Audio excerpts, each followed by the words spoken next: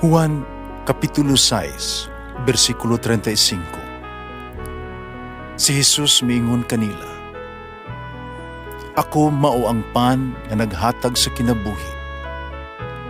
Ang muari kanako dili nagayod gutomon, ug ang mutuo kanako dili nagayod uhawon." Ang mga puno Pan sa kinabuhi. maglikon unta sa mong pagtuo ug gagaka kami sa pagtuman sa imong mahal nga kasuguan.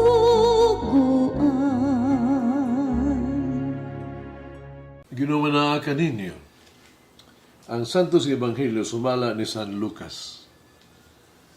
Sa kanong kabulan sa pagmabdos ni Isabel, gipadayag sa Dios o gipadala sa Dios ang anghel nga si Gabriel ngadto sa kalungsod sa Galilea ginganlag Nazaret.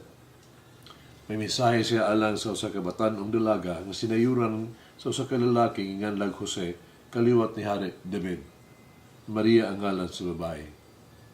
Miadto ang anghel kaniya miingon, "Paglipay, ang Ginoo nagauban ug nagpanalangin kanimo pag-ayo." Nalibo pag-ayo si Maria pagkabati niya si mensahe sa anghel na malandong siya kung unsay kahulugan sa iyang mga pulong. Miingon ang anghel kaniya, "Ayaw kahadlok Maria, ikahimutan ka sa Dios. Magmaldos kang mga anak kag lalaki, ngalan mo siya Jesus. Mahimo siyang inila ug tagon siya nga anak sa Dios nga labing halangdon.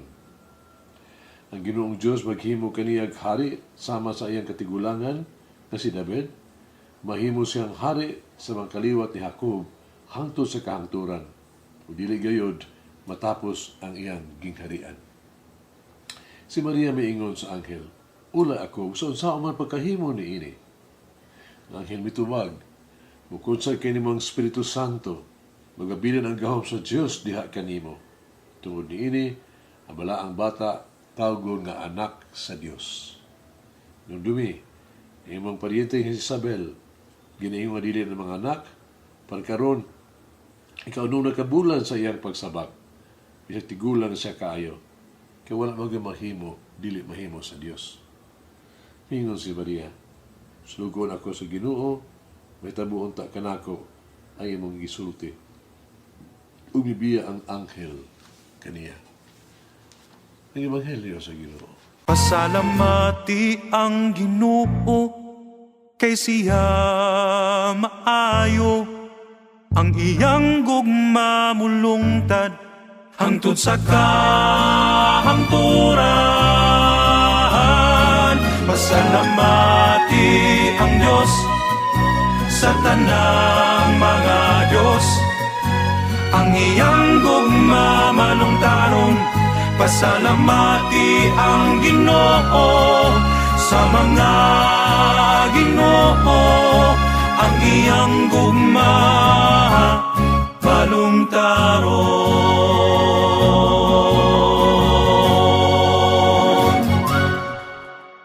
Doon ay panultion sa mga mag-ialamon ba? Na kung kino ang Ginoo magbuhat ganig mga dagkong butang. No? Big things. Magsugod siya og kalisod. Pero kung siya magbuhat gani og mga kaibulungan, magnificent nga butang, magsugod siya og mga imposible. Kining panultion naghulagway kini sa kinatibuk-an nga sugilanon of the story of Christmas. Nagsugod kini sa usa ka imposible, ang Dios nga nahimong tao. Imposible. Uban sa kooperasyon ni Maria hinuon, ang imposible na himong posible. Karon ato ang ipunting, ato ang pagtagal kang Maria. Si Maria usa ka maampuon nga babae. Ay ang pag-ampo kinahanglan mahimong modelo sa tuang sa tagsa ka pag-ampo. Usa man di ang pag-ampo alang kang Maria. Una, para kang Maria, ang pag-ampo mo ang pagpaminaw sa pulong sa Dios. Ang Ebanghelyo nag-ingon, ang manulunda, mingon kang Maria, maghimaya ka usa ka pinalabi, the favored one, ang Ginoo anaa kanimo. Panalibog siya pag-ayo sa gisulti sa manunundag. Kung usa kaha kini ang matang sa pagtibaya. Si Maria wala makasabot sa mga pulong sa manulunda sa silugdan. Nabusa, iyang malandungan kini. Kini mao lamang ang sinugdanan. Sa tibuok niyang kinabuhi, kanunay siyang naminaw sa Dios, sa pulong sa Dios. Sama kang Maria, pagaminaw kita sa tingog sa Dios kung hupta nato ang kahilom sa kinabuhi. Kinuha para kang Maria, ang pag-ampo mo ang pagkiksulti, communication with God, sa Ginoo.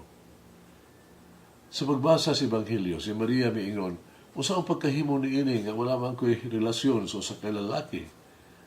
Kung may malandong sa mga pulong sa manulunda, si Maria dayon gipatinaw sa Dios.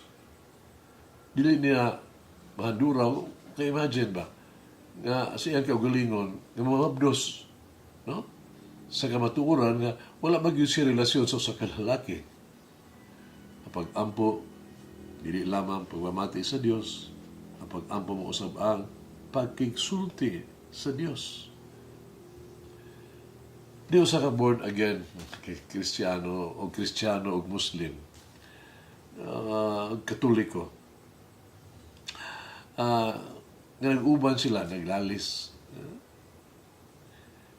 Nindot ang ilahang pa nagsultihan na itinuod.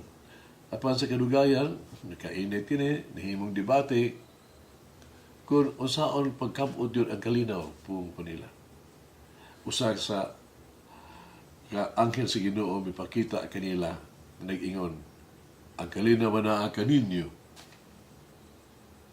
Ano matapos ang inyong panalantugi, pangayo, pag-ampo, o bisan unsa na makatabang kaninyo, pero makapot ang kalinaw.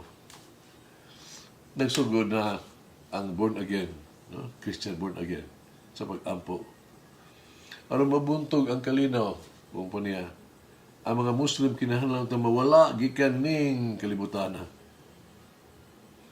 Yang Muslim usab ni ampo do pagtubag. Ano makabatog kalinaw ning kalibutan. Ang mga born again unta kinahanglan tangtangon gikan ni ining dapita ning kalibutan. O ang Katoliko, siya miingon sa anghel, ako dili ko mangayo alang bisan unsa alang sa akong kaugalingon. Ihatag lang ang mga pag-ampo sa induha kang igsuon ako nga doon na kalinaw. Sa pagkatinuod, mga igsuon, ang pag-ampo, mga ipag-igsulti nga to sa Dios. Ikatulo, para kang Maria, ang pag-ampo mao ang pagsunod sa kibubuton sa Dios. Isip resulta sa pagminaw sa pag-igsulti ni Maria sa Dios, siya miingon, tanawa ako ang suluguon sa Ginoo.